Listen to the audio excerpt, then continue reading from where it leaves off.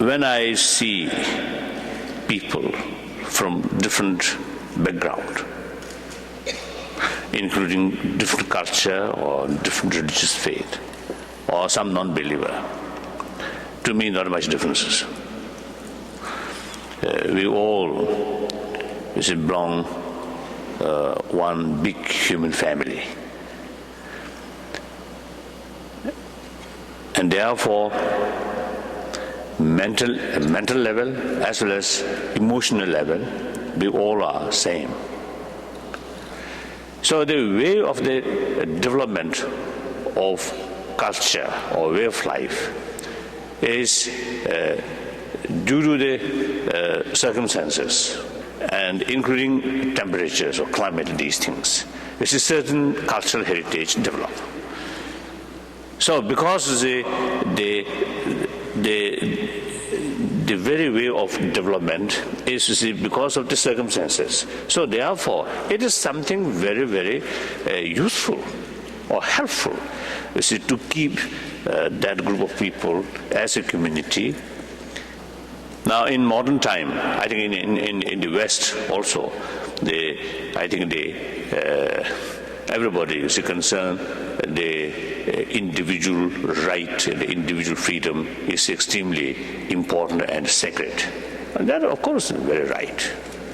In order to utilize individual creativity nature properly or effectively, the individual right of freedom is very, very essential. But at the same time, as a human being, the human being basically as a social animal. So always our survive very much depend on the community. So the individual right or individual freedom should not be because of contradictory with the common interest.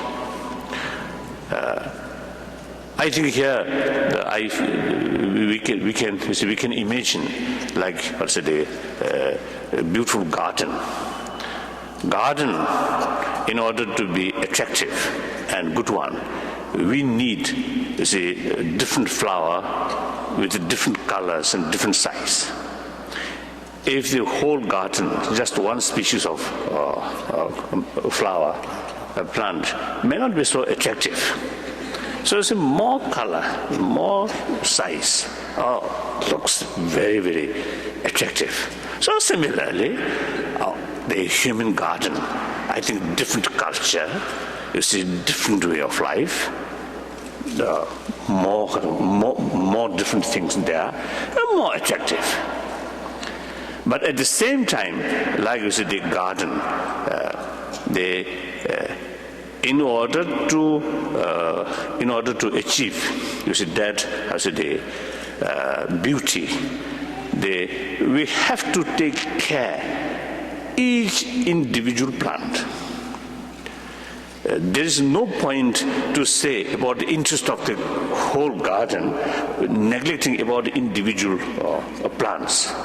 So similarly, in order to have beautiful sort of society, the seed or the basis in the growth of individual must be properly care. Should be there.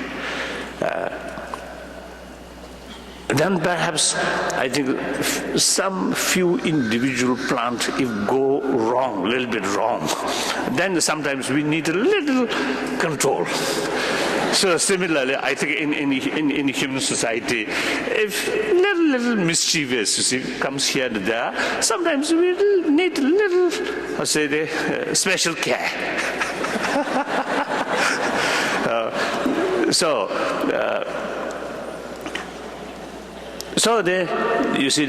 In I think reality, the interest of the common and the interest of the individual is very much linked.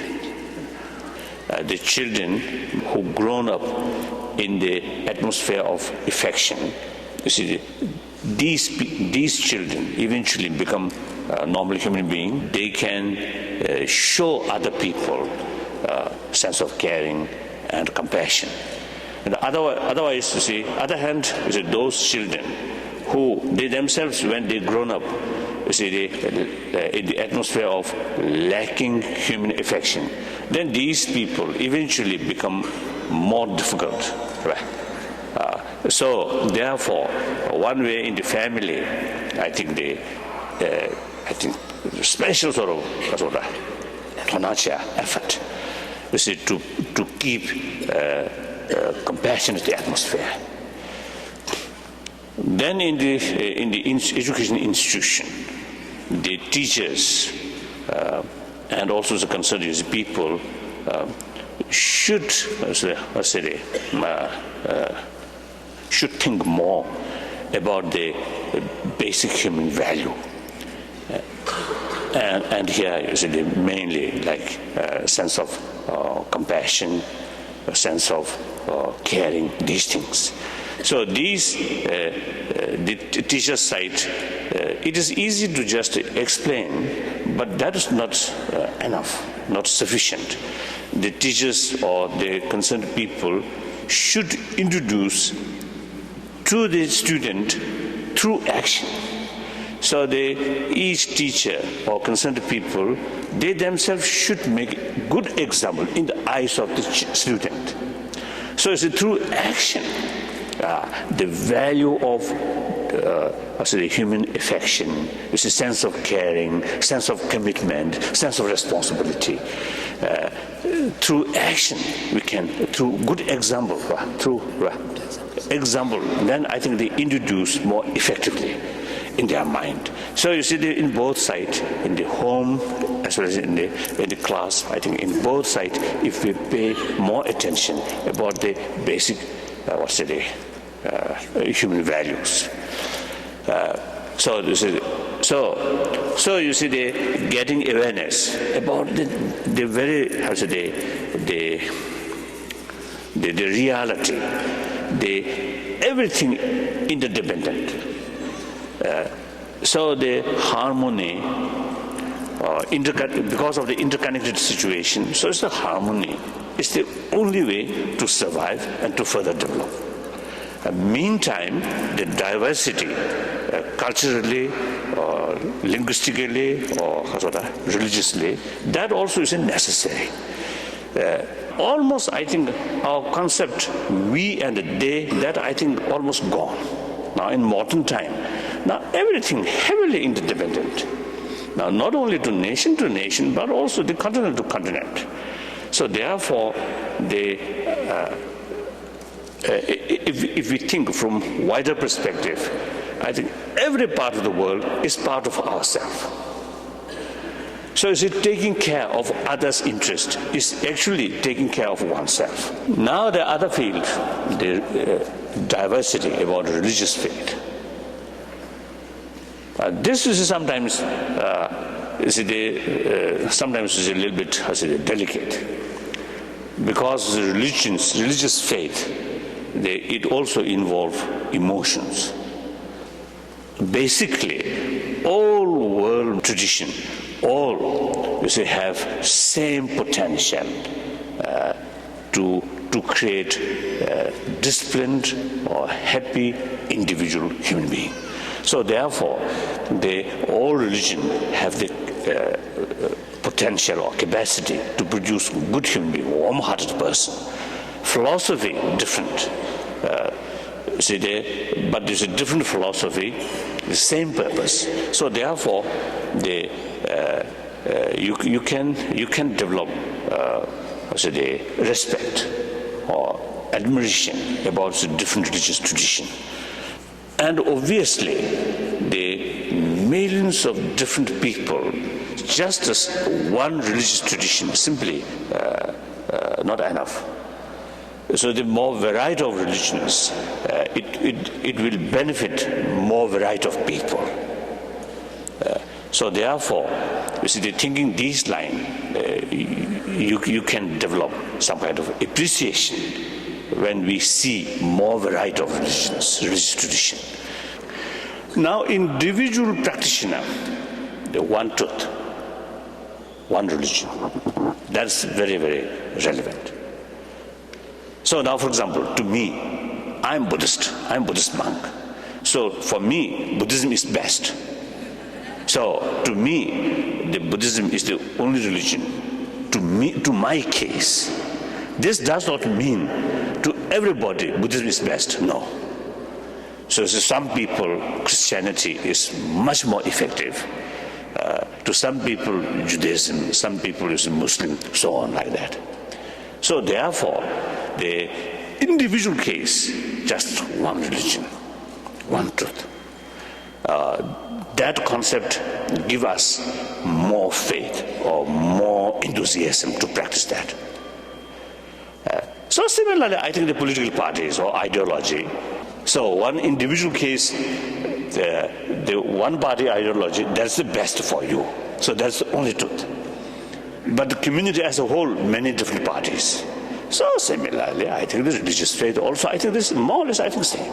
That's my way of thinking to reconcile these two concepts: one truth, one religion, and many religions, many truths. I want to add one small thing. As a human community, you see, because of human intelligence, this is a very, very marvelous intelligence. So there are a lot of ideas, a lot of visions always happen. So therefore, not only among the community, but even one single person with different ideas or contradictory ideas, always there. So the contradiction or differences is actually, I think, the basis of further development. The contradiction itself, nothing wrong. When contradiction becomes source of destruction, then you see it becomes bad. Otherwise, contradiction itself is nothing wrong. Without, I think every existence there are contradictions. Without contradiction, you see, it can't survive. Because of human intelligence, the contradictions always happen. Again, because of human intelligence, there is possibility to overcome this contradiction satisfactorily or peacefully or non-violently. So, if you see two contradictory ideas come, if you fail to overcome that, reconcile, then you see sometimes the nervous system may break. So that's some kind of violence. So now it is nature, or it is bound to happen. The different opinions or different views. Then the proper way to overcome or reconcile. Now that's the dialogue, not violence. Violence means suppress the other's view. The dialogue means listen, accept the other's view, then try to find some kind of, usually I always say it's a middle way. So they half sort of, they share. I think the violence, war, these I feel the old concept. What's the reality of war? War means suffering. War almost, I feel, burning human being. Human life or human being almost like a fuel. War means fire, using human being as a fuel. Now the dialogue or compromise is, I think, the only way in our future in order to solve our conflict. So therefore, I think our concept about violence, I think, should change. Therefore, our next century, 21st century, I think should be century of dialogue. We have to make effort, and we have to make proper plan for that.